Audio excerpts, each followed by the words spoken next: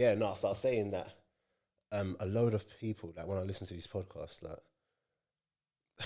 and this, I don't know if it's me that I'm coming from a place of privilege and I maybe need to bring it down a bit, but I can't take it in because... When you say a place of privilege, what do you mean? Because I've played.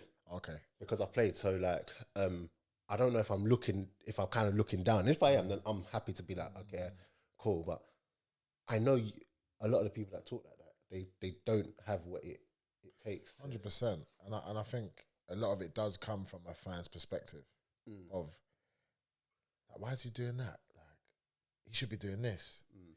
When you're in the heat of the moment, heat of the battle, when there's a 3-man running at you and there's crowd expectation, what you normally might do, you're not going to do. Do you know what I mean? So it's easy to be a manager on the side or in the stands. Yeah. But it's a completely different story when you're in the heat of the moment. Okay, we're in. I'm keeping this stuff. Yeah, we're in. No, but do you know what I mean? No, like, 100%, man. So it's so easy and I appreciate it. At the end of the day, you want to be entertained, you know, and that's what makes football great. The opinions. I know, but I don't know. Like, I went to the Arsenal match the other day. Which one? Which one? Norwich, yeah. So I play with MK, by the way. Oh yeah, obviously. Yeah, so I still play with MK. Yeah. And I was at the Arsenal match, and this is my first Arsenal match in time. I got a season ticket. Yeah. So it's my first Arsenal match in time. Because of Arsenal. the pandemic or because of the form? Pandemic, and just because okay. I'm not leaving my house to. Do you know what I mean? Just yeah. But I was watching it now, and there was a period in the game where we were on top. Arsenal were on top. Like, we weren't really creating bare chance, but we were on top. There was a 2-minute period where Norwich kind of flipped it. Oh my gosh! If you heard the fans, they were just like, "What the heck is this? Blah blah blah blah blah. You're effing this, you're effing that." And I was just like, "You've just witnessed us being on top." Yeah. Now, granted, they've got the ball now. They're not really doing anything, but that's the last thing a player needs, especially Arsenal, who are currently going through 100%. whatever. Innit? And you say you love it, and the thing is, if I didn't say to that person, "Oh, like, what are you watching?" or blah blah blah, I'm suddenly in the wrong. No, 100%. But you know what it is as well, though? Like, sometimes fans can be fickle, you know? And I think there's a frustration at where we're currently at and where we've been for so long. So, yeah, it's great when we're doing well. It's Arsenal. Yeah. Okay, cool. So when we're now seeing us do more, thinking, oh, right, we're back. Like, we're at the glory days again. And then we see a team like Norwich, who usually, don't get me wrong, Norwich are a good team. But in comparison to Arsenal, who we are history-wise, we're like, no, we should be dominating these teams. But that was the Arsenal of old. And we're in a transition period at the moment where I think, and this is where the frustration stems from. So now we're going back to, oh, no, here we go again.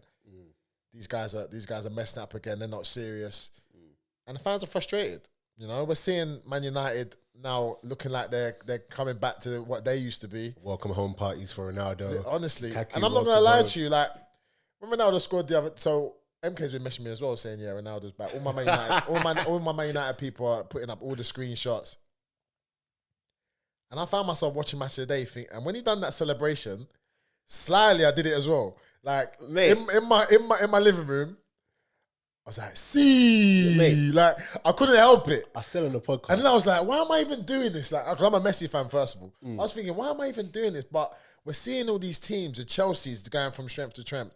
Like, no one can touch Man City. We've got Liverpool, who've done the double in the last recent years. And then there's Arsenal, who are meant to be... Even Tottenham are doing better than us at the moment. Like, so it's frustrating. It's frustrating, but at the end of the day, you got to realize where we are at this moment in time. It's so funny you say the Ronaldo thing because I'm a Ronaldo man. I'm Messi. But I understand Messi's a better player. Okay. But doesn't make sense what I said. It does. Yeah. So I understand that. Sorry, let me put my phone. I understand that Messi's a better player, but Ronaldo, for what he does. Do you know what? I think it's a bit harsh to say he's a better player, but I just think... No, I mean in regards to natural... No, I understand what you mean. And I think, I always say, for me, the Ronaldo lovers are the ones that see themselves in him. So the step-overs, the showboat, and the flash side of it. And also his story. That's what it is. from nothing to something. Whereas Messi, it's just like it's God given. And then people will think, oh yeah, because it's God given, he didn't have to work for that. But you don't sustain that level of greatness if you don't work at it every day. You know? Like your talents will start to wane if you don't work on them. And that's what I say to all the people that I work with. Yeah, your talent may get you to a certain point, but then your work rate is going to get you to over that threshold and into a new realm that you didn't even think was possible. Yeah, and that's what I see with like Ronaldo. Like, again, I think Messi. I can sit back and just appreciate. I'm not one of them. It's like either or. Like both of them are great players, obviously, but I do think Ronaldo will go down as the greater player. Okay, just because of his clutch moments are just. You know, Ronaldo's he's got the story, he's got the branding, he's got everything. Whereas he's very well put together. Yeah, I think what would I think the only difference is Ronaldo did it in more places or done it in more places. That's the only. But if you look at their records, I think Messi scored more goals in less games or something like that. And I'm a firm believer that, and this might be controversial, but every goal Ronaldo scored, Messi can score. But there's some goals and there's some things that Messi can do that I feel Ronaldo's not 100% in terms of like, ability and natural. Messi, do you know what I mean? Like, if Ronaldo don't score in a game, I know what's probably going to happen is that he probably hasn't had a great game. Whereas Messi's always involved and Messi... Do you know what? I disagree on that as well, though. Really? I think the sheer presence of seeing Ronaldo on the pitch, you're shook. So even him, sometimes, him standing still is giving off the movement for everyone else. Because everyone's so aware of him that you got to say a Sancho, you got a Rashford, you got a Greenwood, Pogba, Fernandes, all running off him. But you're so concentrated on Ronaldo and what he can do that you're not... Focus on what everyone else is doing, you know? So... I get what you mean. Yeah. Shall I tell you what else I like? I liked how I saw Lee Grant. I don't know if you saw the clip. Yeah. I saw it. Lee Grant talking about when they were eating. And because he didn't get the dessert, no one else got the dessert. But I'll be honest with you, like, I saw it. I did see it. And we're in that moment of Ronaldo mania. That's normal, if I'm being totally honest. Like, that's something I do. Like, on a Friday night, I don't eat dessert. When I've had away games, I've not eaten dessert. So as much as like it's a great headline, and it's probably true. But I'm sure there's people in that. Like, I don't think he's giving those Man United boys enough credit. Like, there's probably not every single player in that Man United squad is gonna have dessert on a Friday night. And yes, some of them may be looking at his play and be like, okay, we're learning from the greatest here. Because that's what it is. For some of them players, they're never gonna get a better opportunity to learn. You know, and I think it's really important that we remain focused in that sense that there are still professional players and people were doing things before Ronaldo came. You know, Lee Grant just probably didn't notice it. But now Ronaldo's day, he's like, oh, no one else has got dessert. Do you know what I mean? Yeah. So now, the last bit I will say on that is, have we started yet? Yo, Counter Attack Podcast. Myself, Daps. Yes, got a guest here today, Jamal. Do you want to introduce yourself? Say a bit about yourself. Jamal Fyfield, professional footballer. Love it. Playing for Borehamwood, under 15 coach at Leighton Orient. I didn't even know you did the coaching. Yeah. And also a mentor / life coach for up and coming athletes and anyone that needs help, really. What I was going to say, guys, make sure you keep liking, subscribing, sharing, and all that good stuff. You know how it goes. But what I was going to say, the last bit was, with Ronaldo, obviously the impact he could have on the team, or you'd think he has in regards to mentality. You being a player, what does having someone who's got that elite mentality do in the dressing room, or do to you personally? I was just going to use that to segue into. No, of course. I think everyone in that dressing room has probably looked up to Ronaldo in some sort of way. And in dressing rooms, you're always going to find players that you look up to. And before you know it, you're following their habits and you're following their routine. So I think it's amazing for the likes of the young boys in the youth teams some of the boys were not playing, just to see how he works and how he's maintained his level of supreme ability for so long. Yeah. You know, that's invaluable to Man United going forward. Even his mindset, you know, even his drive. I read something that he gave a speech to the team. Might be true, might not be true. You never know it. No, but I can imagine that he said, "I'm not here to take part. Like, my record is what it is because I want to win everything." So I think it's invaluable, man. Yeah. And for those players, they probably don't realize, but that's Ronaldo's now their mentor. He might not say I'm your mentor, but now it's like, just watch me and follow my lead. Yeah, man. You know? And if you do half of the things that I've done, maybe you can have half the career I've had. And if you've had half the career Ronaldo's had, you've had a very good career. Yeah. Do you know what I mean? So at his age to still be doing it, it shows that he's got a level of mental strength and sometimes that can't be bought.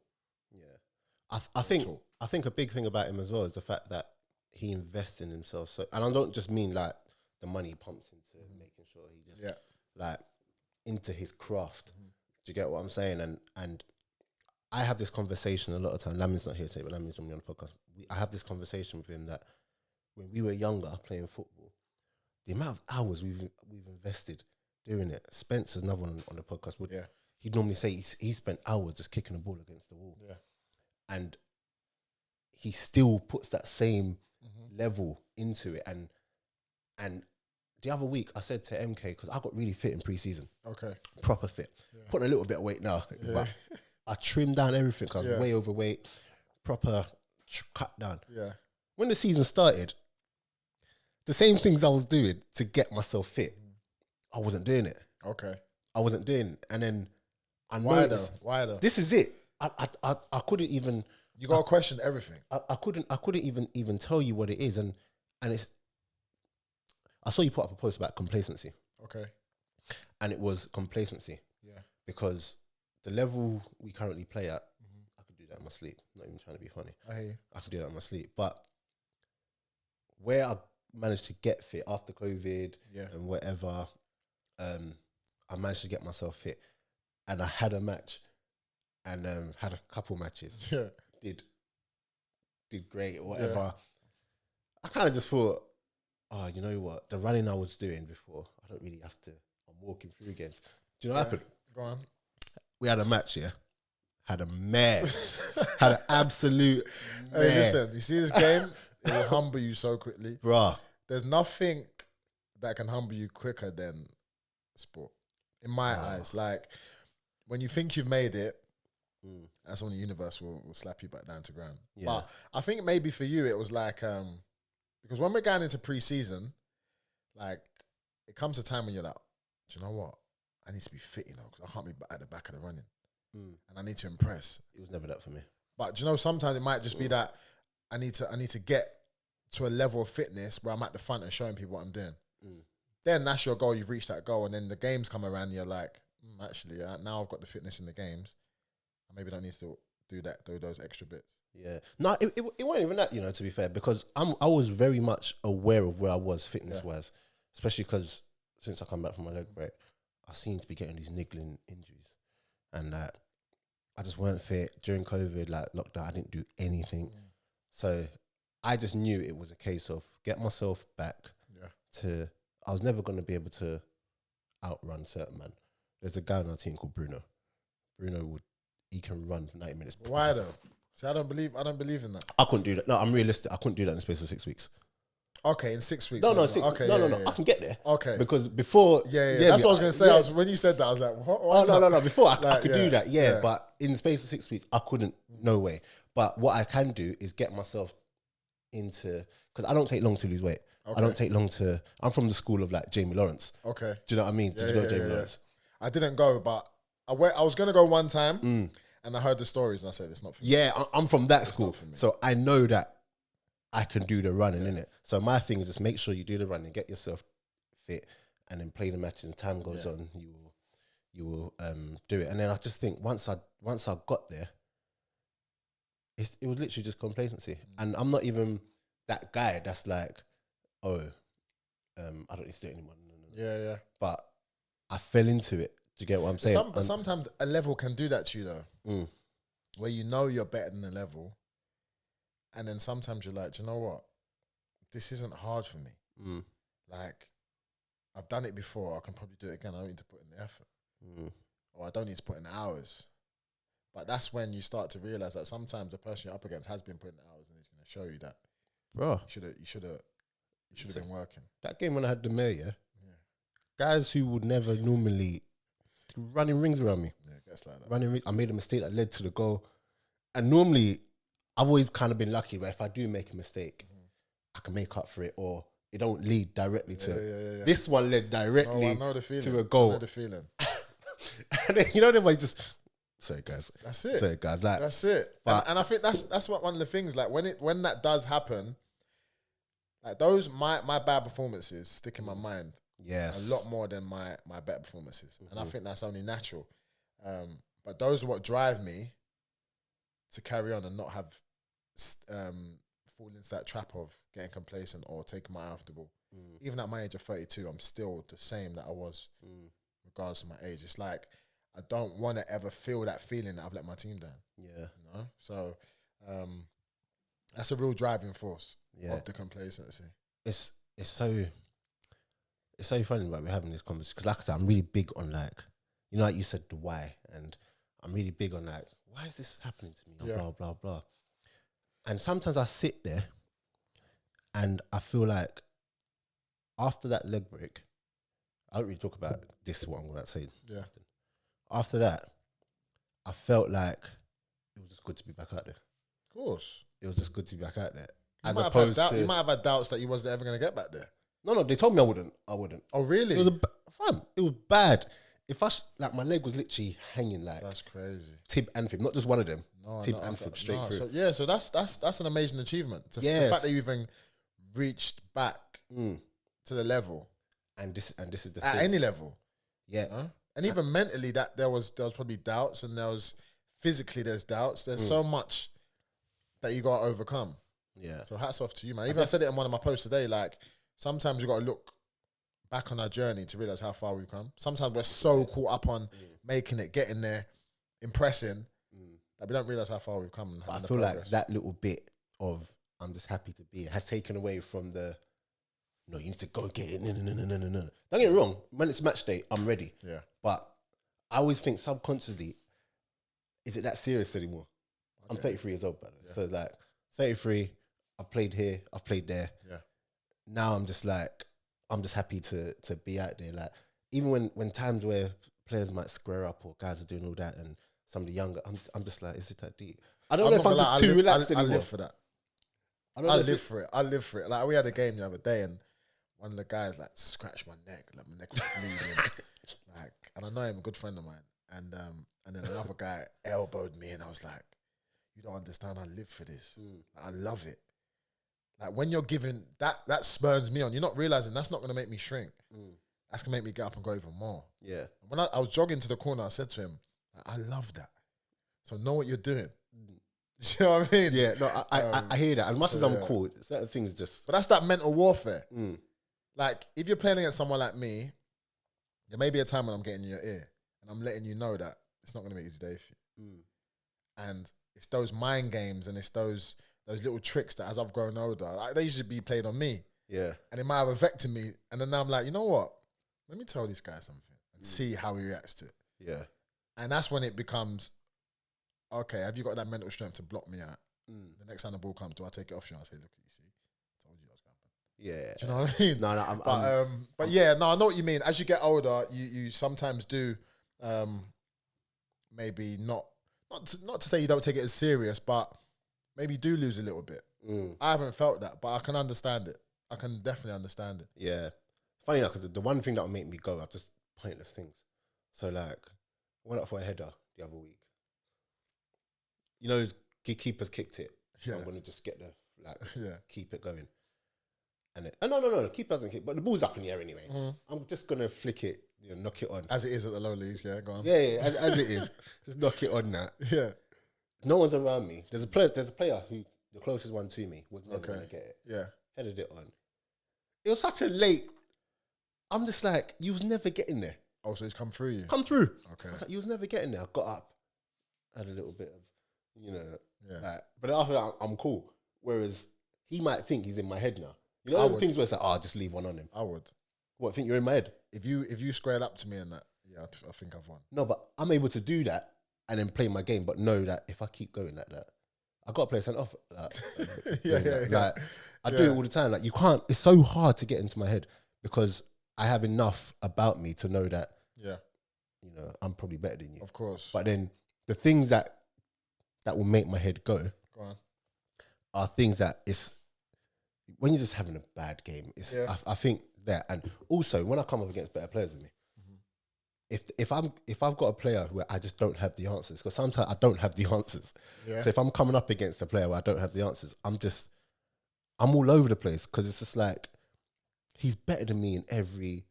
I remember I played against a striker one time, and he scored 2 goals. Yeah, both come off me, like run off the back of, and I just couldn't.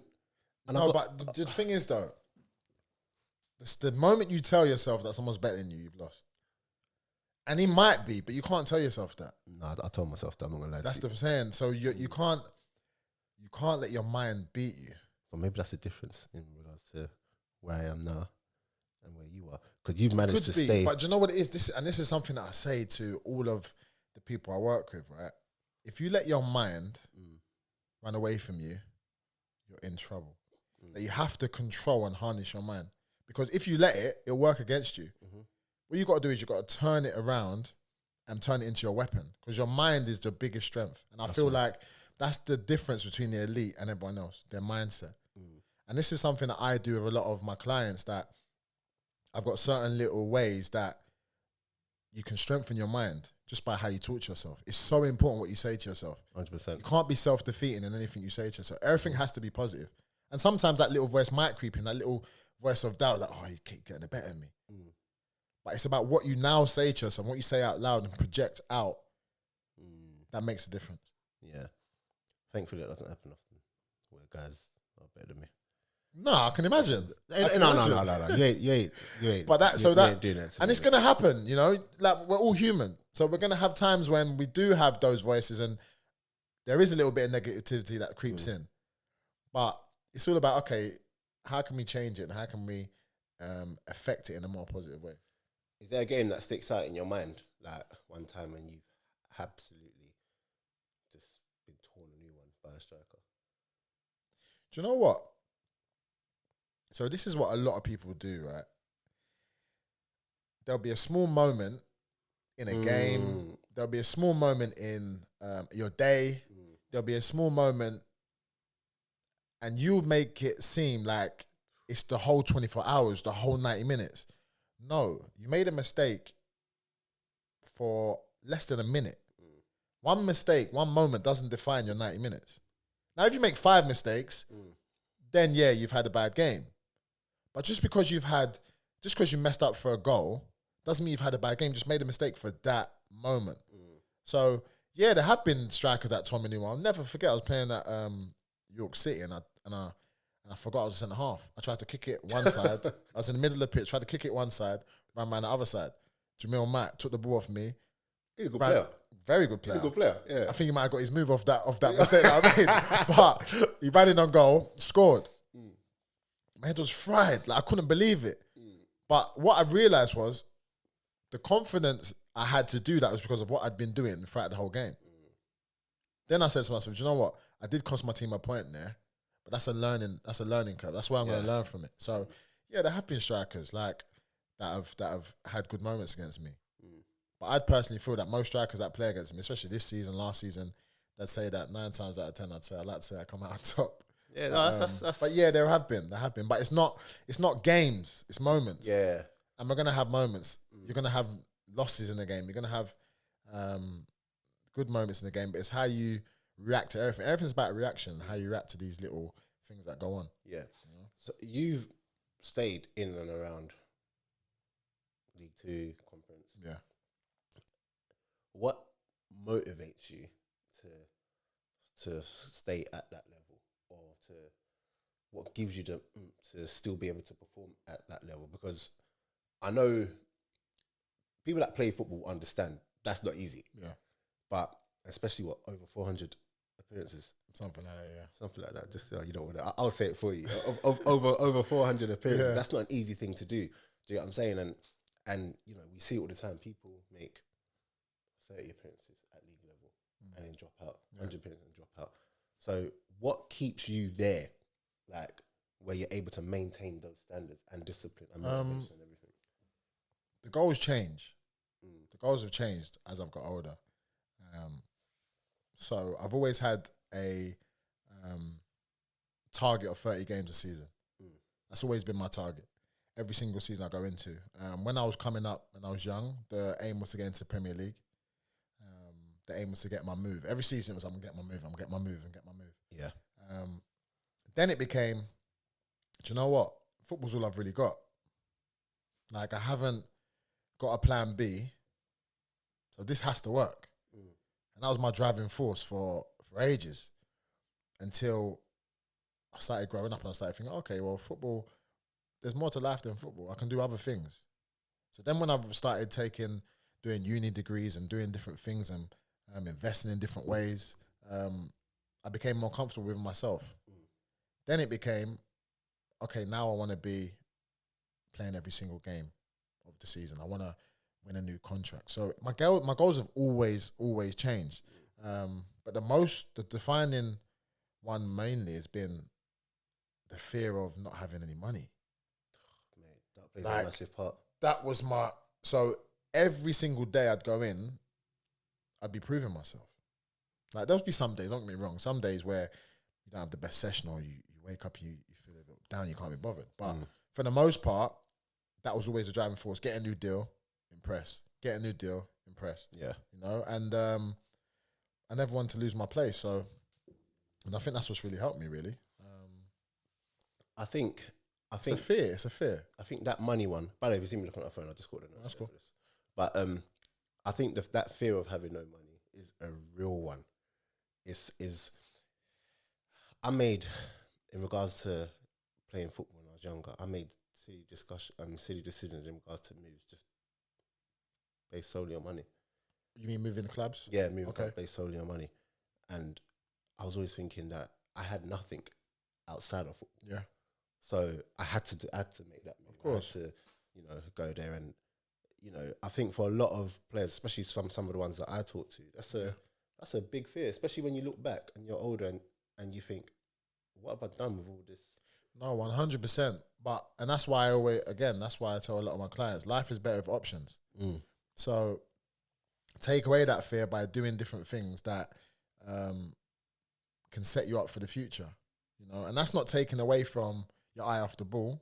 You're still working, you're still grinding at football, but it's about, okay, cool.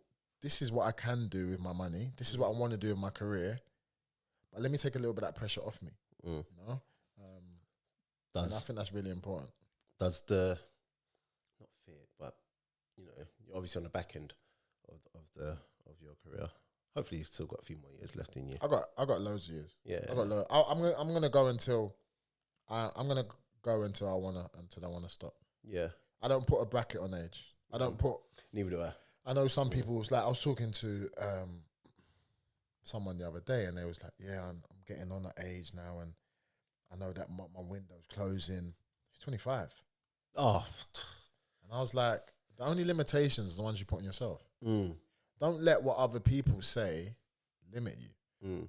Like, just because you've seen your age mates playing in this level and that level doesn't mean that you're not gonna get to that level. A good friend of mine, Dave McGoldrick, made his Premier League debut.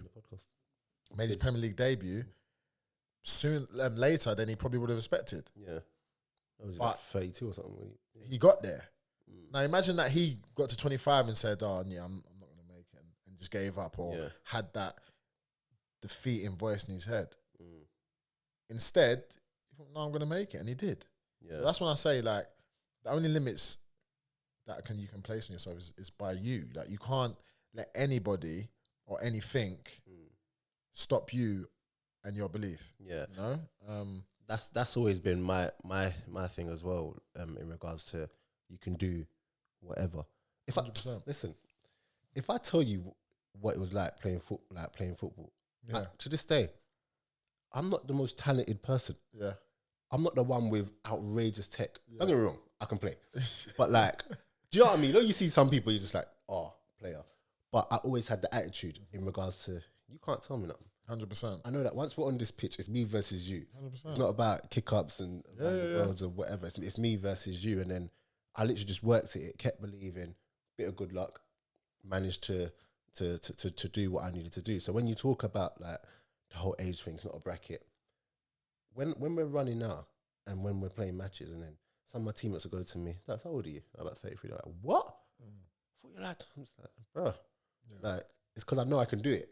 Do you know what I'm saying? And when I do talk to players who have retired or who are close to doing that, like one thing that they always say is that, the retired ones say they wish they carried on playing. The ones that are going to retire are like, oh, I can't wait.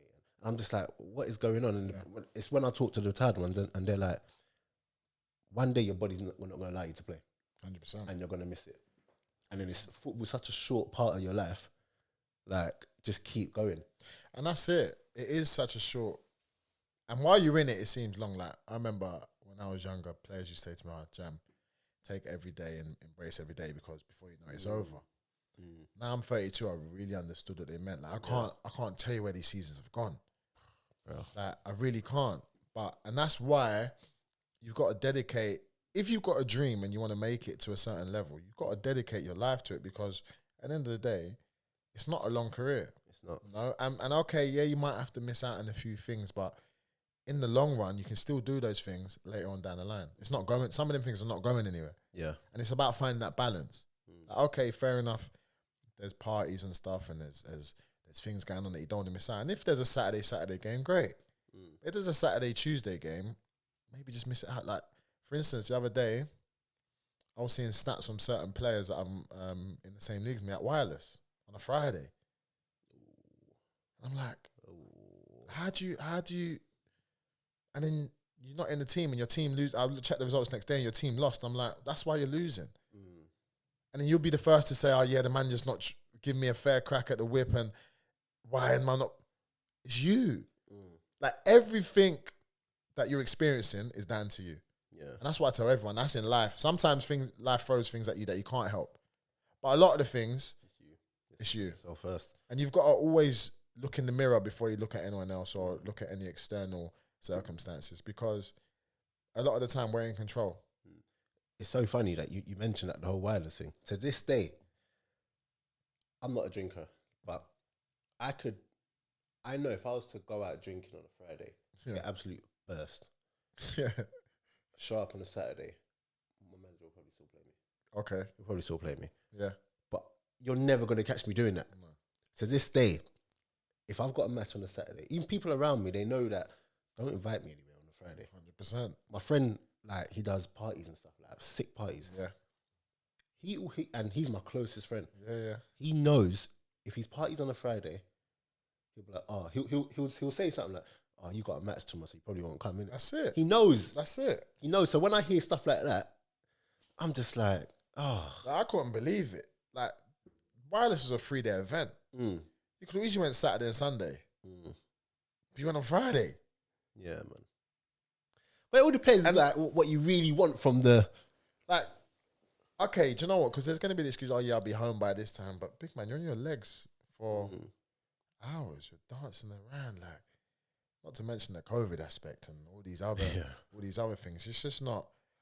People are not dedicating themselves to. There's a lot of talkers. There's talkers and doers in this world, isn't there? Let's be honest. And a lot of people talk a great game. Yeah. So that's what it is. Yeah. Standards. So, in regards to that, you know, some people just don't have those standards and whatnot, but. How important are standards to you in regards to your football and in life in general? And I ask this question because, funny enough, Jamie Lawrence, it has always stuck with me when he came on the podcast. And bearing in mind, I know Jamie. Do you know what I mean? Like I've been pre-season with him every year since I was like 18 or something. Yeah. so I know him. But he said something on the podcast. I said, why are you so like hard? Like, why are you just so? And he's just like, because it's standards. Yeah. If you can do it when there's nothing on the line, you'll carry it over and do your thing. And he goes, life is about standards. So in regards to that, how important is it for you to maintain those standards? Because you can probably get teams off the back of your CV. And I never think about it like that, but yeah, maybe. You can probably get teams off the back of your CV. But for you, it's not just about being there. Because like I said, you've stayed in and amongst the game for so long, and just because you managed to maintain a certain standard. Yeah. So is that something that you're actually conscious about, or is that just the way it is for you, if you know what I mean? Yeah, I think it is something that I am conscious about. Like, when I train, if it's say it's an unopposed drill, there's no excuse for the ball to go anywhere other than where I expect it to go. Yeah. You know, when it's when I'm working on team shape, I'm in the game mode. So I'm not just talking. I'm not just a mute. I'm talking like it's a game mode. So I'm pulling in my centre half. I'm pulling in the left back. I'm talking to the centre midfielders, and it is about keeping that standard, because I feel that if you train to a standard to your level, then it's just going to become a habit, you know. And everything I do, I try and put my all into it, because I feel like in life you can't go half measured on some things and then pick and choose when you go full throttle. I think that it doesn't work like that. So when you're working, it's got to be, everything you do has got to be on point. So everything you do has got to be to your max. Yeah. I don't think you can go half-mast in half your life and full in another. I don't think you can off-switch it. I don't think there's on and off. Yeah. So yeah, the standards is so key, and it's so important that everything you do is to a level. Do you ever look at like maybe up-and-coming players, or not even up-and-coming players, but just players in general, and think things that are basic to you, they don't have? And does it ever like annoy you, if you know what I mean? No, it doesn't annoy me, because I feel like they don't understand. They don't know better. So now I look at things I used to look at it like that, but now I look at it in a more holistic way. I look at everything. And that's why I made the Instagram page and I became this mentor, because I've seen that some of these people have so much ability, but they just don't know how to harness it. They don't know how to reach it. They haven't got that path. They haven't got that guidance. So I don't ever think like what you guys do, and I just try and help. Yeah. You know? I don't begrudge them in any way. Because sometimes they just don't know. They don't know any better. And sometimes you do tell people and they don't listen. If you don't listen, fair enough. It's on you, isn't it? Yeah. How important do you think it is to have mentors? Because I say I've never really had mentors, but recently I've looked back at some of the people that have played a key role in my life, and they've actually been mentors to me. But I think a lot of the time when you hear mentors, you probably just think of someone that, you know, is just give you all these positive quotes and I know what you mean, whatnot. But how important do you think mentorship is? Because obviously you are in that, well, whether you believe it or not, you do it. Yeah. Like that's your world. And like, how have you, was it something that kind of fell on you because you got older and thought? Yeah, I think, do you know what? I think it's so important.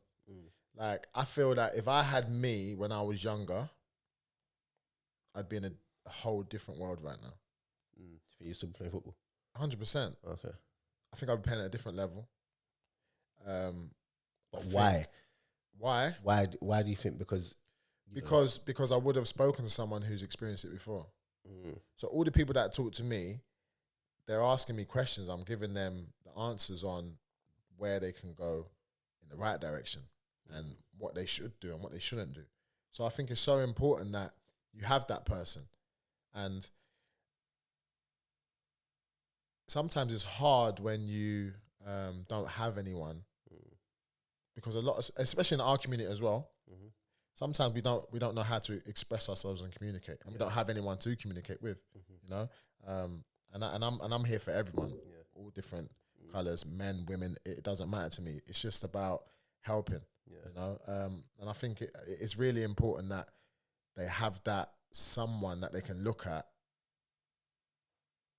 and move forward. Like so many people messaged me saying how much of a help it's been, and I didn't realize how many people I was affecting. But the amount of messages I get, I realize that it's actually quite needed. Yeah. And a lot, because there's a lot of gurus out there that have no idea what they're talking about. Trust me. That's not even me throwing shade. Yeah, no, it's facts though. But they can't.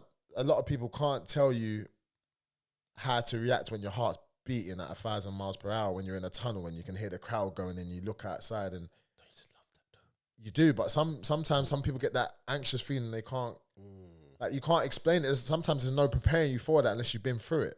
Or like when you've made a mistake in a previous game and it's playing over and over in your head and you got another game on Tuesday.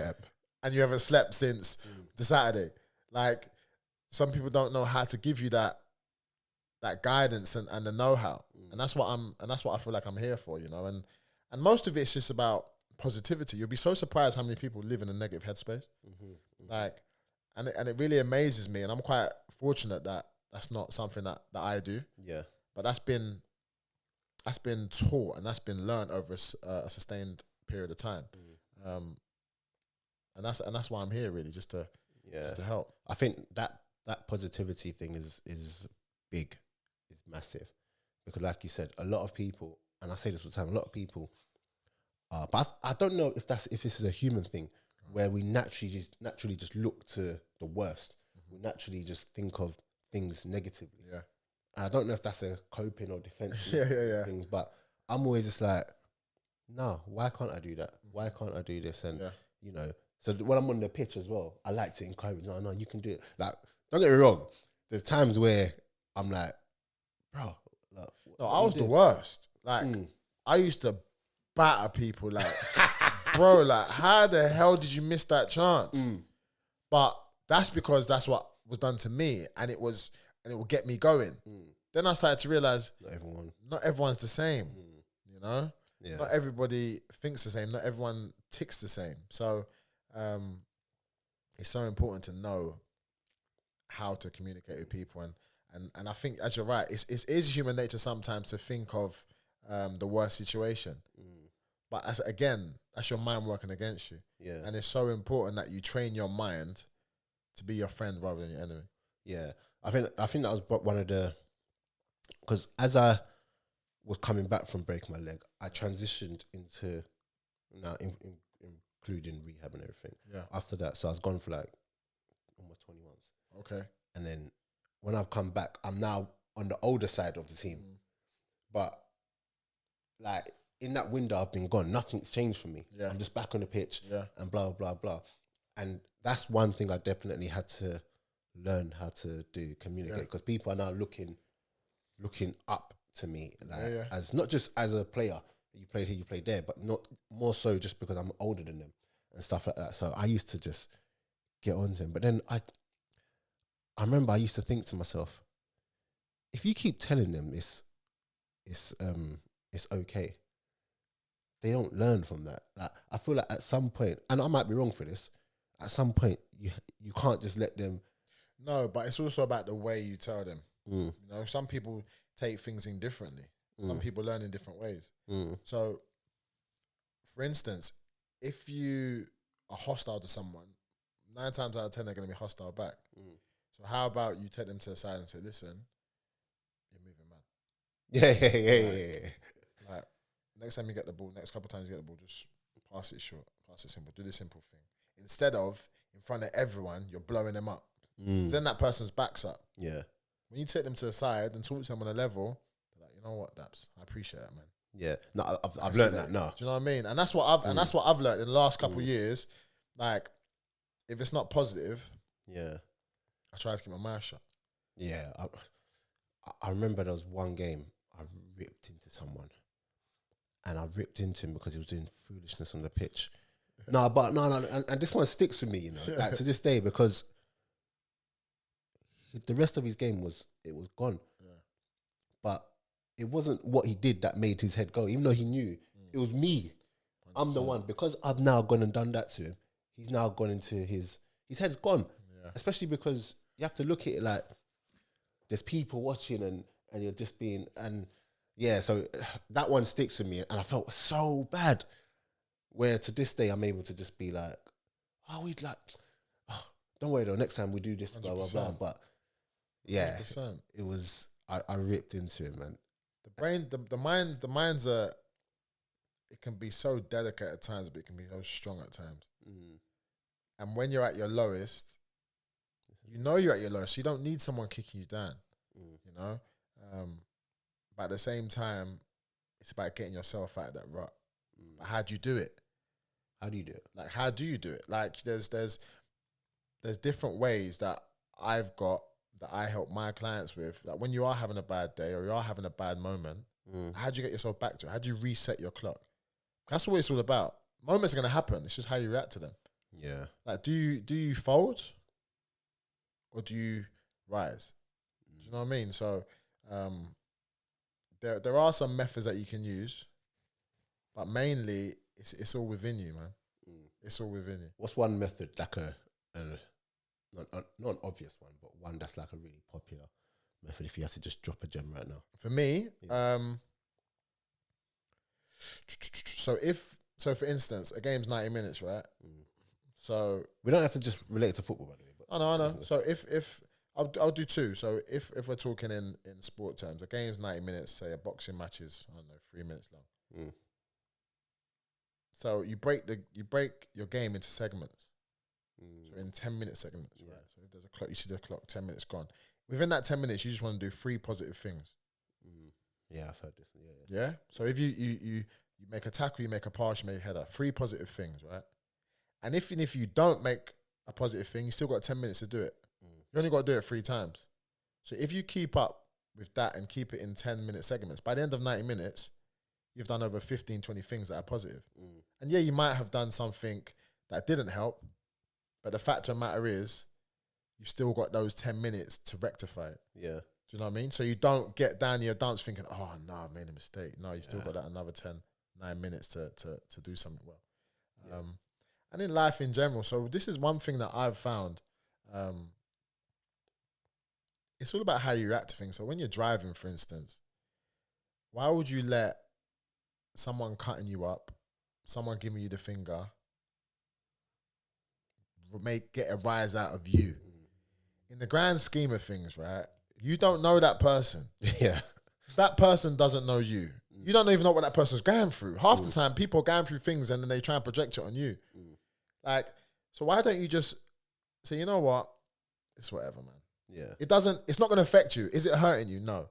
Is it hurting the people you love? No. Is it ruining your day? No. So what's the point in giving it any of your energy? Like I said it in one of my posts, anger is such a wasted emotion. We've got so many emotions that we can feel. We can feel love. We can feel joy. We can feel happiness. Why would we waste our time on anger? And it's easy to say, don't get me wrong. But when you actually like strip it all back, This is it. what's the point? This is it. Do you know? Like, why are you going to waste 10 minutes, 15 minutes of your day Bruh. and then snap at the person next to you because this person you don't know has pissed you off? Bro, you're speaking my truth right now. Do You you know, know? there's so many people that like they'll say to me, "I can't imagine you angry," and I'll be like, You don't want to see it anyway. But yeah. "Yeah, that's number one." But like, Yeah. like, what's there to be angry about? Literally. Do you get what I'm saying? Like, I'm not that guy. Like, and then my mum will always say, "Oh, Dapper, any more relaxed and you'll be lying down." Like, I've heard that one, you know? yeah, any more relaxed, you'll be lying down. That's what she's like. You're so laid back. Any more laid back, you'll be lying down. And then I'm like, because mum, like, I know the adversity I've had to go through in life. Do you get what I'm saying? So look at, I don't want to bring it back to leg break again, but that leg break, that's a serious something. That's really something for me 100%. to really get down about. 100%. Do you get what I'm saying? And then doctors were like, oh, at one point they might have to amputate the foot. At one point. No way. Yeah, they thought I had this, what's it? Competence syndrome or something like that. It's That's like crazy. It's like when you're dealing with a broken leg and Yeah. all the gangrene, I don't know, or something like Yeah, that. I don't yeah, know. Yeah, they thought I might have to have that one. They thought I'm never going to walk again. So when I'm hearing all of this, I'm just like, nah. That's really something to get down about. But do you know what? Do you know what's so mad about that, right? And I take my hat off to you. Because God willing, touch wood, I don't ever get injured like that, right? But everything that we thought we couldn't come back from, everything we thought was the worst possible time in our lives, Just see it.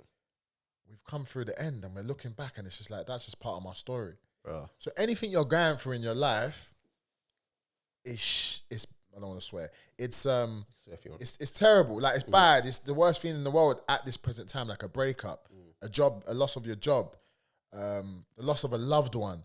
Like, these are all things that are so terrible. But in time, time's a healer, and it will all pass. And in time, you will get over it. And it will just become part of your story. Yeah. And you become so much stronger for it. Like, the doctor told you wasn't going to walk in. The doctor told you you're going to amputate your leg. You're still out here running on the pitch. But I remember, I'd be running laughing. Like, I'd be, if I like, listen, I remember. That's amazing. And that shows you got a level of mental strength that, you can't buy that. You can't buy that. I remember now, when I went back to see the doctor, he hadn't seen me now for like 3 months. Yeah. This is when the thing, because I had one of those frames. Have you ever seen? Yeah, the braces. Yeah, I had one of them. So he hadn't seen me for time. And I was walking like normal. Like, and he was just like, walk there, walk back. He showed his doctor. It's almost like he couldn't believe it. They're all bringing the doctor, hey, come look at this. It's like he couldn't believe it. But it's a miracle. He's the one telling me that, no way, you'll be fine. Like, and that's what I'm saying. But he couldn't believe it. And I don't know how long you have to train to be a doctor, right?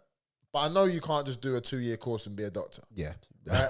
So this guy is trained and studied, and I think it's like 10 years or something like that. But anyway, there's no limitations of what you can do. Don't ever let anybody tell you what is possible. Yeah.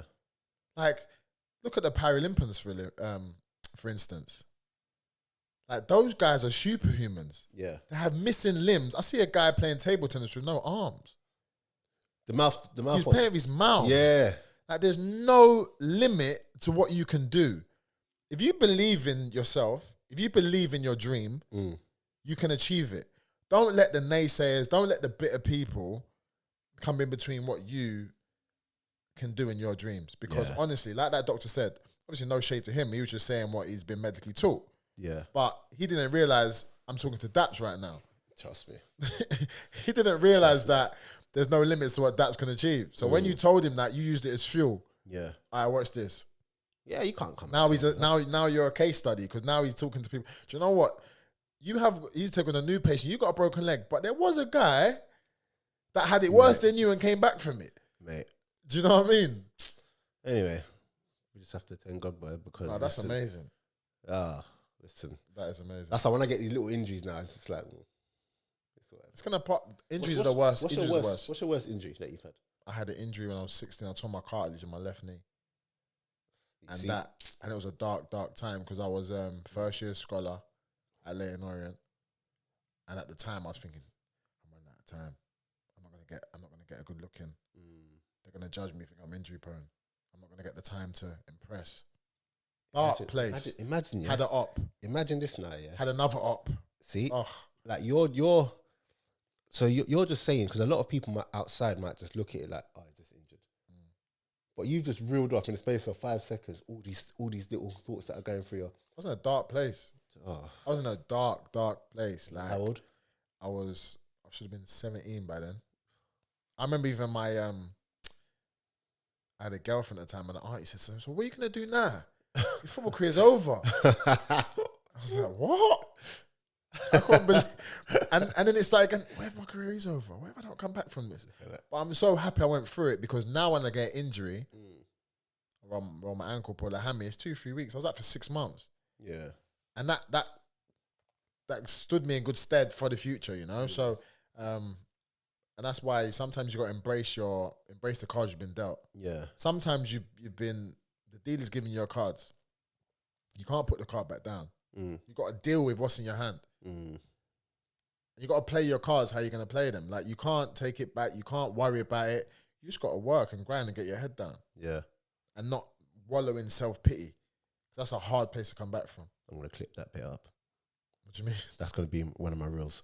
No, honestly, like, you have to, that place, it's a sunken place, man.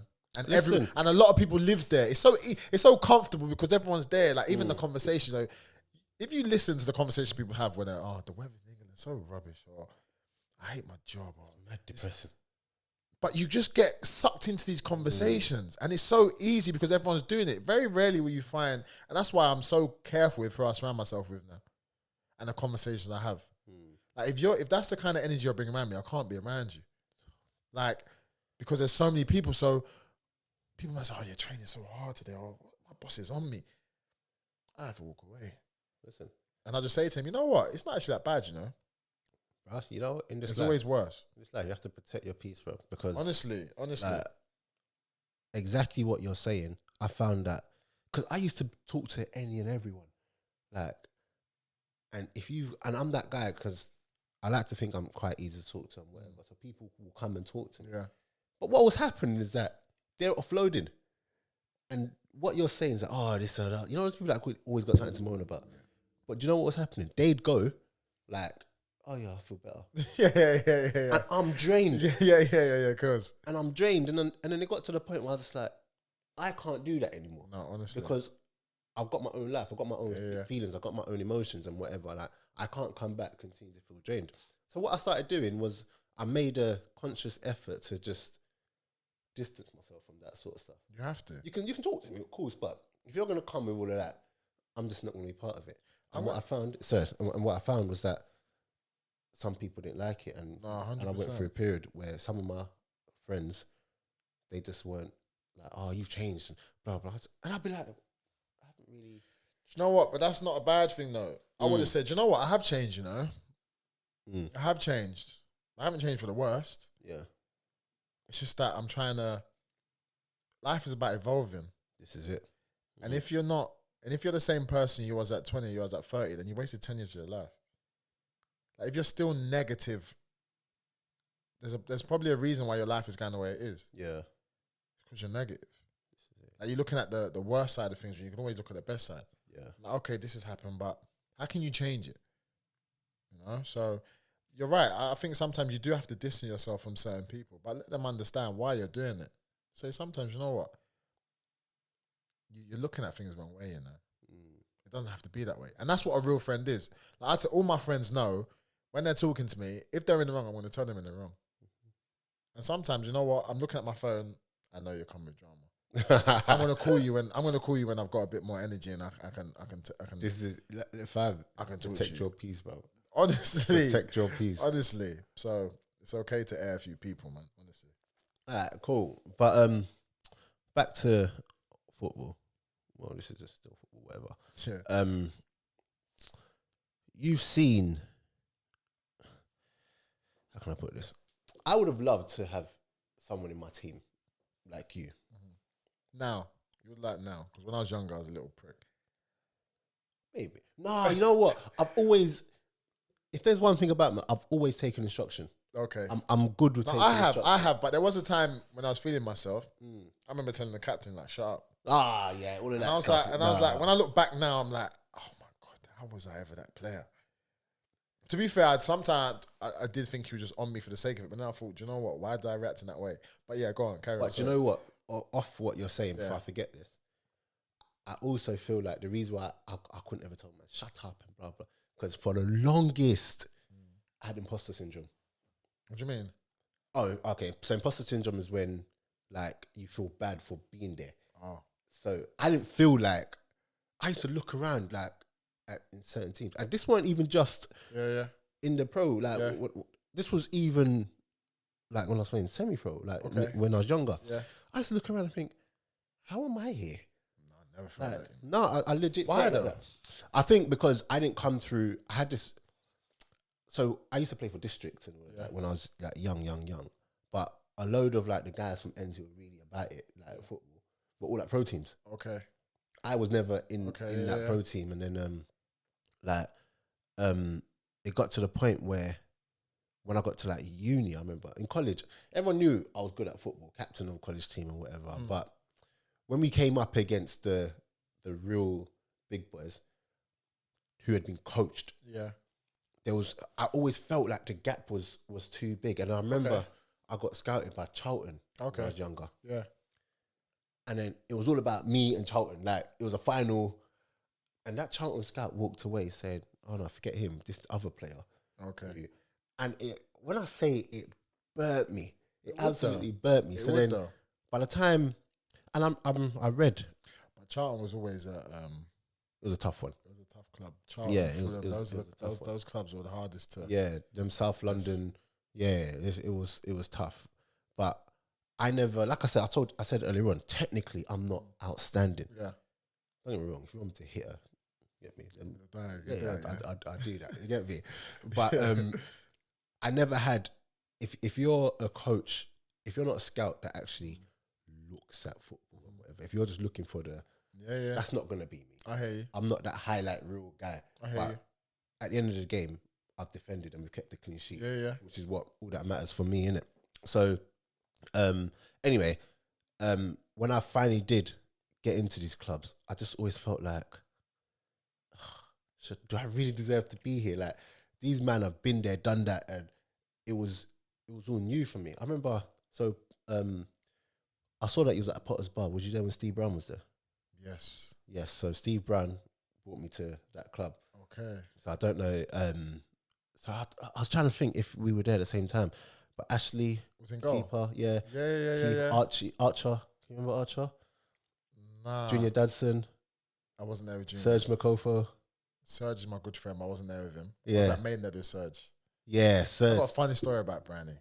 Funny story, but go on. Yeah, so like around about them times, I remember coming into that, and I'd already played like reserve. I played a couple first team, but at that level, I hadn't played the first team, and he brought me in.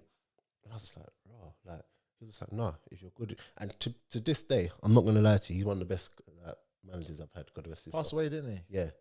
God rest his soul. But like, I remember he put me in. And then that first game, it was away at Redbridge. Okay. This is when Redbridge were Redbridge, and, you know, they used to get a good crowd in. Yeah.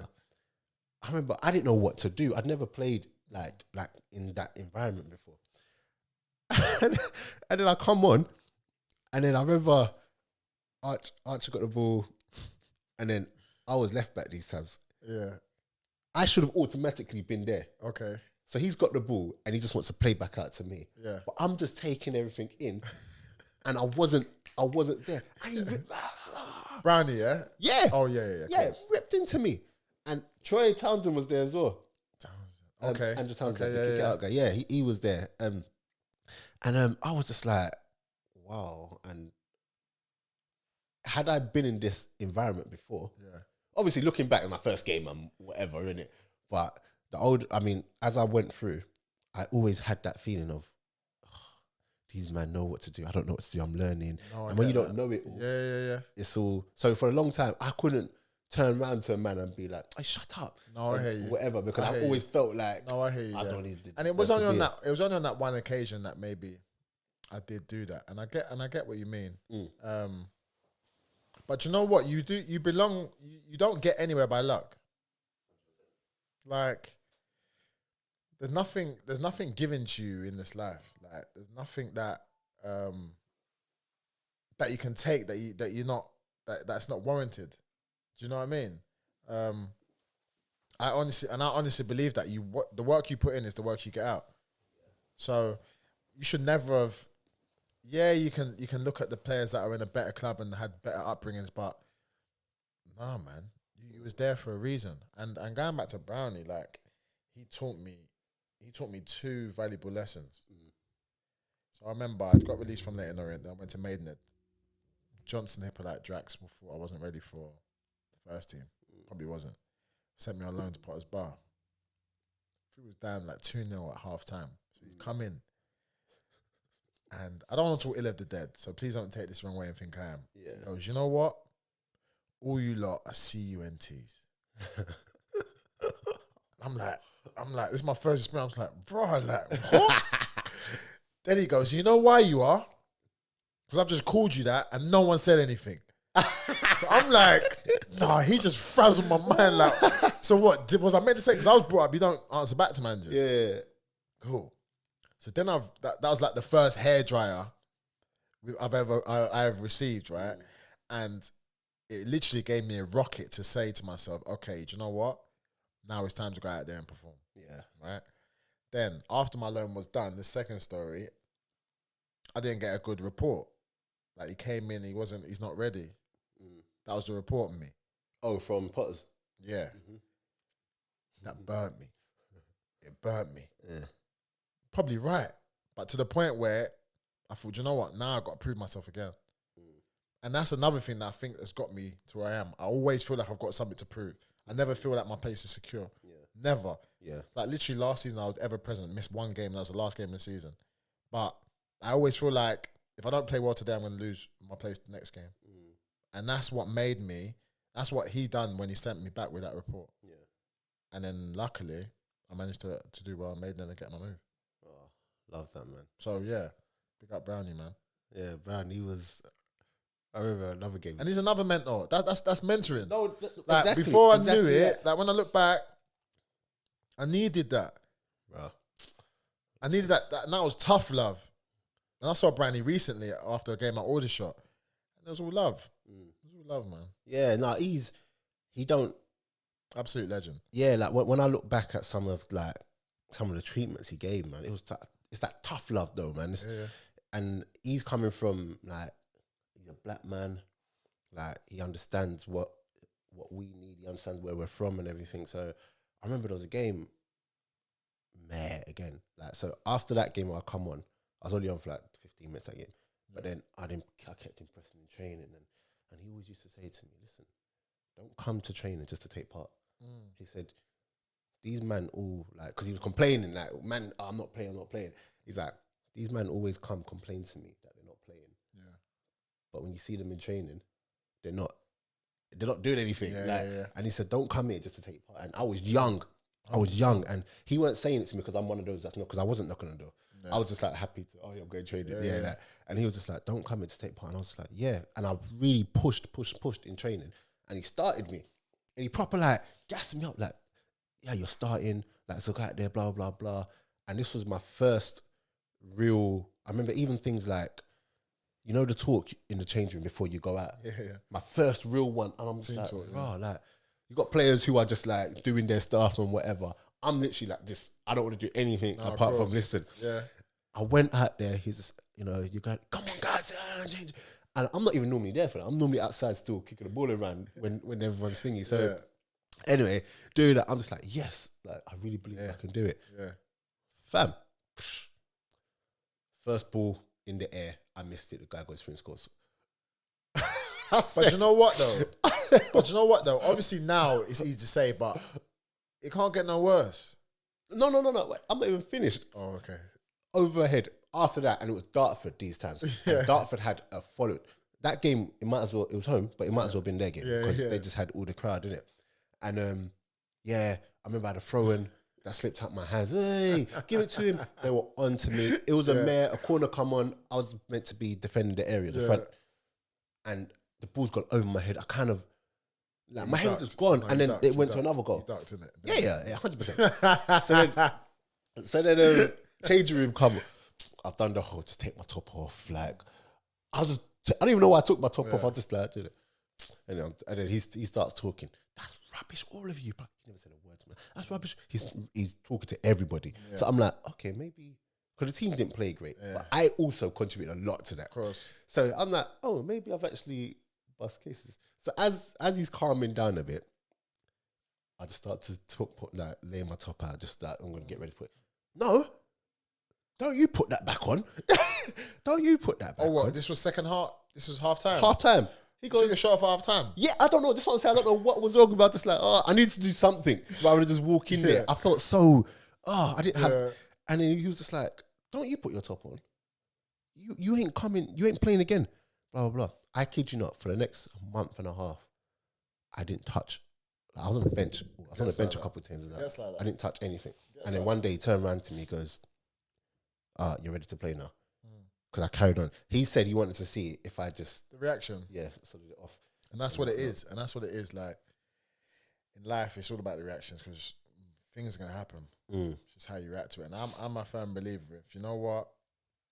That first time the ball comes in, you miss the header and the person goes in on the scores, it can't get no worse. Trust me. So, instead of dwelling on that mistake, just let it go, man. Yeah. Just reset. Do you know what? It might be 50 minutes gone. All right, it's the first minute of the game. We're back on it. and that's a level of mental training that you got to get to. But yeah, it's a tough one. No, it was very, very, very, very, very tough. But yeah, one thing I do want to talk about, like in terms of current affairs and football and stuff like that, and it's only because I saw this yesterday and I just thought, while I'm on the podcast, I might as well talk about it. So I saw United obviously lost yesterday to Young Boys, and I saw like the reactions after, and the people that say what I'm going to say to you now aren't the people I'll normally sit down and talk football with, innit? This is just like social media stuff or whatever. I saw people just going at Jadon Sancho, saying he's not for us, and he's rubbish, and I know I should be better than to just buy into or listen to that. Yeah, but I just don't understand how like people can get a player and he's played what? Do you know what it is?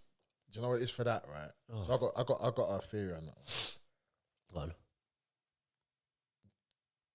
Because you've got Ronaldo, everyone else is obsolete. Yeah. You think that's what it is? 100%. Like, if you got a missus and your side chick leaves you, you don't care you got a missus. Yeah. Like, you got Ronaldo back. They don't care about no one else. Oh, yeah, Daniel James left. No, we got Ronaldo. Who cares? Do you know what I mean? Like, I think with Sancho, how many games he played? Must be like 3 or 4. You can't. Like, I think he's probably started 2, maybe. I don't know. Like, it's not a lot of games. Come on, like, give the guy some time. Yes. Like, and at the same time, he's a young boy. And yeah, he done really well at Borussia Dortmund. Yeah, he done really well at England. But that's not to say that he's gonna not everyone hits the ground running, you know. Fam, I've got that in my notes. Not everybody hits the ground running. That in my notes. And there's things that Sancho can do that there's not that no one else can do. You know? But if I was to talk to Sancho, I'd say to him, use all this as fuel, man. Like, half the people don't know what they're talking about. Yeah. Because he's probably doing the exact same things. It's just not coming off at the moment like it was at Borussia Dortmund. Like, that team revolved around him. They all knew his strengths. Right now, he's in a team that everybody can do something on that ball. Everyone, you know? And even looking at, like, this is how football's so crazy. Like, Jesse Lingard. This is how quickly football can change. Saturday, top of the world, scored a crazy goal. Yeah, Yesterday, made a mistake, led to a loss. It's so funny. See how football, that's why I always say to everyone, don't get too high and don't get too low. Okay, great, you scored a goal on Saturday. That's just one goal out of maybe how many, 50 games? Okay, that's not made you a world beater. Same way, that mistake on Tuesday doesn't make you the worst player in the world. And I know I don't even need to preach to Jesse Lingard because I know that his mental strength, just simply off what he did at and what he's done for England recently, how he got frozen out and went to West Ham and batted it up. Come back and he's turned the opinions of everyone. So I know that his mental is bulletproof. Yeah. Like, but I just want to show you how quickly things can change in life and football. And again, it's just how you react to it. Like, yeah, be down. But don't be so down that you can't get back up. Yeah. Do you know what I mean? And that's the same with Sancho. Like, let these people talk because it's the same way in a few weeks they're going to be saying, oh, yeah, Sancho, we love you. Like, you can't take no notice of these people at all. It's the same for me. Like, I'm an Arsenal fan. When last year everyone was slating Aubameyang. Yeah. Right, he didn't play anywhere near what we know he can play. But I was thinking to myself, in over 10 years, this is probably his first bad season in a team that overall is playing bad. Do you get what I'm saying? How do we get from a couple months before absolutely signing a new contract and begging him to stay? People are quick to forget. Slating, man. People are so quick to forget. And Arsenal TV is a great platform, but it's also such a divisive platform. Very divisive. Like, at times it can be so negative. And do you know what? That's what sells. Negativity sells. And it's so easy to look at someone and say something negative instead of saying, you know what? Let's look at the backstory. Okay, Sancho, yeah, he's not started very well. But let's give him some time. let's look at the things he has done well. Aubameyang, okay, he's not had the best start of the season, and we paid him all this money. Yeah. No one forced you not to pay him all this money, you know. And it's not even your money, so why are you even talking about his money? Do you know what I mean? Like, even like, for instance, there's been some uproar about what Ivan Toney said on Baller Talk. About the Arsenal thing. About the Arsenal thing. I'm an Arsenal fan, and that didn't. Honestly, it didn't faze me at all. All these, because we want our players to speak their truth. We want them to be more open. We want them to be more willing to say what's in their mind. We don't want to hear the cliche, oh, yeah, I scored a goal today, but it's all about the team performance. Bruh. It's all rubbish. Like, let's encourage people to be their honest and true selves. Like, he said something that he was actually feeling. He wasn't rude. But do you know what? He didn't say any. He was just having a normal conversation with his friends about how he felt the game went. And I played against him. He's cold. So it's no surprise. I'm not an Arsenal player, but it's no surprise that how Brentford handled us that day. Add up, Ben Wet. So don't knock someone when they're being honest. How do you knock someone when they're being honest? No, and this is my thing as well. Like, and even with this podcast and Baller Talk, shout out Baller Talk. I love that players come on this platform and that platform, and they're just honest. They're honest. That's it. And that's all I've ever. My thing with the podcast, especially, is to create a safe space for players to come and not do the whole media thing. Yeah. But also, I speak freely, but also know that I'm not going to stitch them up. 100%. I could ask you questions now that I know will stitch you up, but probably couldn't, you know.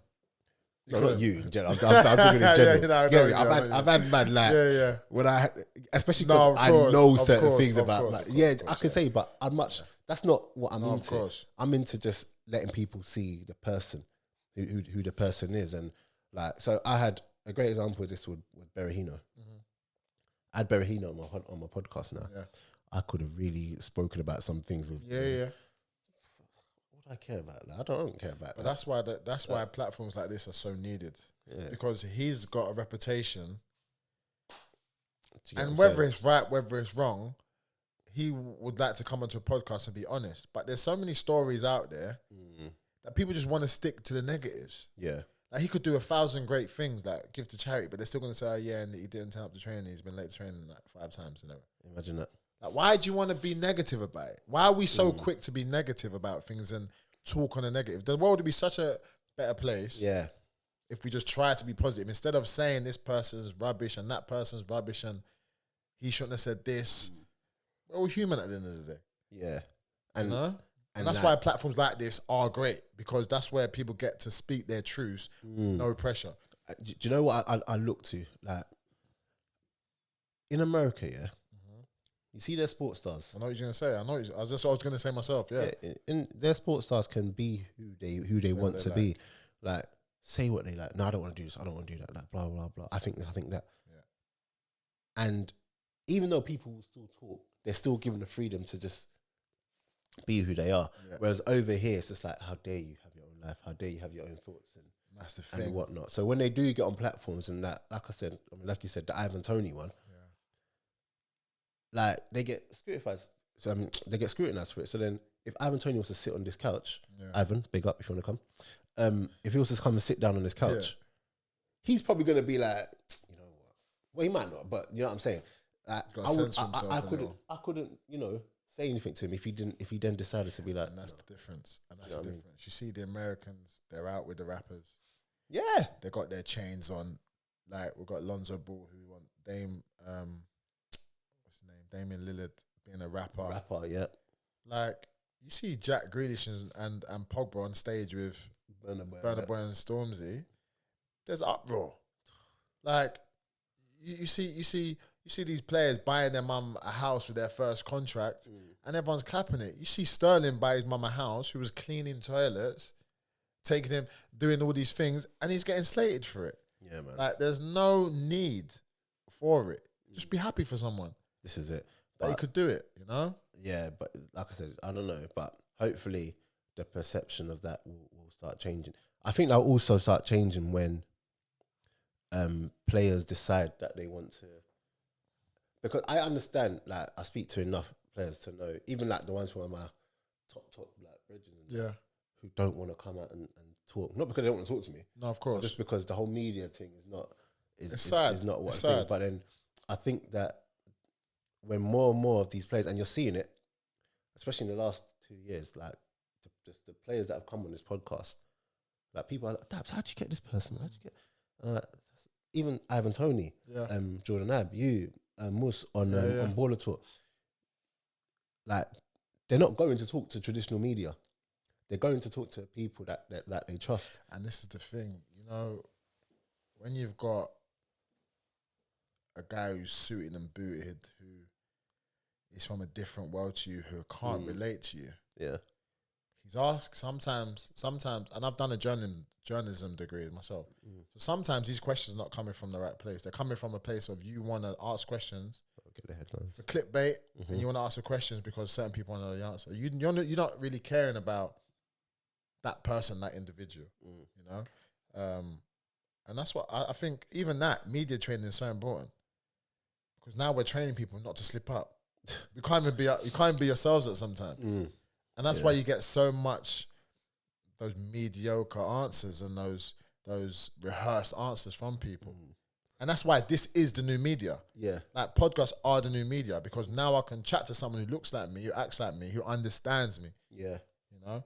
And that's why I think these podcasts are so important, because you're teaching the next generation. Like, before you know it, you're a mentor yourself. Like, yeah, that might be my title, and yours might be podcast and Daps who does this and this and this. But at the end of the day, you're helping and mentoring the next generation that are coming up, and even people who are of age. Like, I've got a couple of clients that are of a certain age, and it's just simply because they understand that I've had the same life and I've lived the same. Yeah. Do you know what I mean? I've had the same path. So, yes, it's really important, man. Yeah, it's funny that you say podcast, because before I broke my leg, whenever people put me, it's like football Daps. Now I'm just that's a podcaster. it's so mad. But do you know what? Ride with it. No. Listen, I'm cool with it. I'm cool with it. I've always been like, especially now that I'm older, like, football is such a small part of me. Don't get me wrong, it's a big part of my week, like schedule. Yeah. But like, it's such a small part of me. Okay. Do you know what I mean? Like, where I'm just, if they say I've wear the podcast hat too, then I must be doing something right then. 100%. A lot of people have podcasts and no one calls them the podcast person. So listen, that space is hard. Oh, I'm so happy. If I was starting it today, I wouldn't. That's why I'm happy I started. And it's weird because you've got a really, and sorry, just very quickly, I was never that media guy, you know. Like, people might sit and think, oh, this is easy for you. But it's easy because I've been doing it. Yeah. But I have no interest in, like, the media world. It seems to come quite natural to you, though. No, because I've been doing it. Yeah. And I like conversation. Yeah. So it's just that, and I forget that these, and it's easy, actually, and that's what, and the best ones are is when you can see the mic, you can see the camera. You're like, oh, yeah, I just forget that. I have to get up and start resetting things. Yeah, whatever. But it's just about making people feel at ease, and I think that's what you're able to do, man. Yeah, man. Big up for that. So yeah, great way to end. Is there anything you want to plug? Go and plug yourself. Go on. It's not even a plug, really. It's not even a plug. It's just that, obviously, at this moment in time, I've got an Instagram page. Obviously, it's Jamal Fyfield, and it's just about becoming the best version of yourself. You know, and if you're having any issues that you feel that I may be able to help with, whether it's sport or whether it's life, you need someone to chat to, I can be that person. You know, I think, you know, when you go like, or counselling or like a psychiatrist, you think of like one of them seats, those reclining seats. Yeah. Talking, you're just pouring out your problems. It's not even that. It's just about finding ways to unlock your potential. Yeah. And that's what I've been doing now. So I've got a couple of clients that really are reaping the benefits from working with me. And if that's something that you're interested in and you've got some dreams you're trying to achieve. Yeah, no, it's it, man. That's how I came across you. I saw him put up, MK I'm talking about, I saw Animals actually put up your post, and it was about being out of the team, I think it was. Yeah. And are you the one knocking on the manager? And I said that to my manager. Yeah. I sent to my manager, and he was just like, oh, this is so true, and blah, blah, blah. And I like stuff like that. And it's, you know what it is? like It's stuff just like the experiences that I've experienced throughout my career. Like, what did I do to get out of this rut? Or how did I change this moment in time? And like the names you just mentioned of all shared and followed the page, and the response has been amazing. Like I've had so many different people, and I'm so grateful for everyone that's posting my videos and my pictures. It's amazing. Yeah, like it's just been amazing, the response, and it's amazed me how many people actually need guidance and need help. You know, sometimes some people just need a conversation. Yeah. Because sometimes some people are not doing as bad as they think they are. They just need a little bit of reassurance. Positive reinforcement. Like I've spoken to some people and they're really doing really well, but they can't get out of their own way and they can't get out of their own head. Yeah. And I've got to reassure them that no, you're on your path. Like you're on job. Like you're en route to where you want to get to. It's just about sustaining it and carrying it on. You know. Yeah. But yeah, it's been the response has been amazing. Love that, amazing. Man. But yeah, no. Yeah, so guys, follow him up, man, and obviously it's going to be in the description and everything. But love for coming on, man. I appreciate that, bro. Enjoyed this one, man. Thanks for having me, it's a different, not really a different conversation, because normally it's funny, when I get players on, very rarely talk about football. Yeah. I'm not that guy, so who's the best player you Nah, yeah, the cliche one. Yeah, I don't really care for that. It's more, I'll do it, but like, the bulk of it is just general conversation, man. Do you get what I'm saying? And within the conversation, you get out everything you need. No, 100%. So thank you for coming on, man. And guys, yeah, make sure you like, subscribe, share. It's been another one. Myself, Daps. Couple more guests. We're going to keep the guests flowing through now. So I basically had a couple weeks or however long without getting any guests on. But we're going to, they're lining up now. I'm not going to say we got next week. All right, cool. Guys, we're out. Peace. Yeah.